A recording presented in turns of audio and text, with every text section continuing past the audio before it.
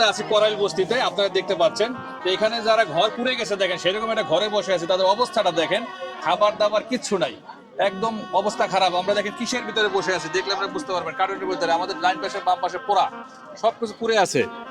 দর্শক, এই অবস্থার ভিতরে মানুষ থাকতে পারে এটা কল্পনার মধ্যে আসলে আসে না। তারপরে আমরা এই অসহায় পরিবারটির স্বার্থে আমরা তাদের সাক্ষাৎকার নেবে। দেখেন কি অবস্থা, পুরো সব ছারখার হয়ে গেছে, তাদের আশেপাশে যা আছে।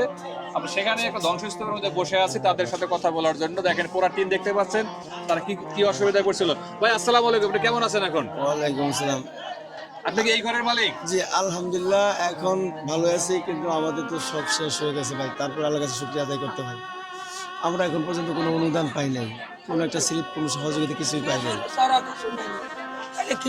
কিছুই এছাড়া আমরা কোনো কিছু পাই নাই। যাক, তাহলে খিচুড়ি আল্লাহ রিজিক দান করতেছে, খাইয়া বাঁচতেছেন। এখন আপনাদের আসলে বিশেষ কি প্রয়োজন? বিশেষ হলো আমরা যেন মোটামুটি ভাবে এখানে যেহেতু ছিলাম, এখানে যেন আমরা আপাতত থাকতে পারি, মোটামুটি একটু সহযোগিতা করলে যেন থাকার মতো মোটামুটি একটু ব্যবস্থা হলে আচ্ছা, এই জায়গাতে তো আমরা ভাড়া থাকতেন, তো এই জায়গায় যত ভাড়া থাকতেন তাদের বাড়িওয়ালা আপনাদেরকে এটা আবার করে দিবে। উনি হলো বাড়িওয়ালা, আমি হলাম ভাড়াটিয়া। ও, এই অবস্থা না? জি জি তো এখন এই অবস্থা পরে আমরা নিঃস্ব হয়ে গেছেন, এখন আপনি কি সাহায্য চাচ্ছেন? তো দেশ এবং প্রবাস যারা এই ভিডিওটা দেখছেন, যদি করাইল বস্তির পুড়ে যাওয়া মানুষকে সহযোগিতা করতে চান, বেশিরভাগ প্রবাসী ভাইরা আপনারা সহযোগিতা করেন আমাদের চ্যানেলের মাধ্যমে, আমরা ভিডিওতে তাদের সাথে যোগাযোগের নাম্বার দিয়ে দিব। আপনারা সরাসরি তাদের সাথে কথা বলে বুঝে শুনে তারপরে সাহায্য সহযোগিতা করবেন, আমরা এই আশাবাদী রাখি। কি ধরনের সাহায্য চান আপনি একটু বলবেন? আমি চাই যেন আমরা থাকার ব্যবস্থা যদি হয়, তাহলে আমরা যেন থাকতে পারি, ঘরের ব্যবস্থাটা হলেই চলবে, আমাদের আর কিচ্ছু দরকার নাই। ঘর চান? আচ্ছা চাচা, আপনি একটু বলেন আপনার কি চাহিদা আছে?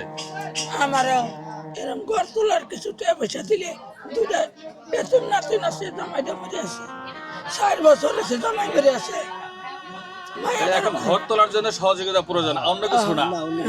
আচ্ছা আচ্ছা, তো আপনাদের নাম্বারটা বলতে পারবেন? নাম্বার বলেন তো। নাম্বারটা দেওয়া আমি বলতেছি, হ্যাঁ, নাম্বারটা বলে দেন। হ্যাঁ, ওই যে এই 09118 হ্যাঁ বলেন, বলতে থাকেন। 227 889।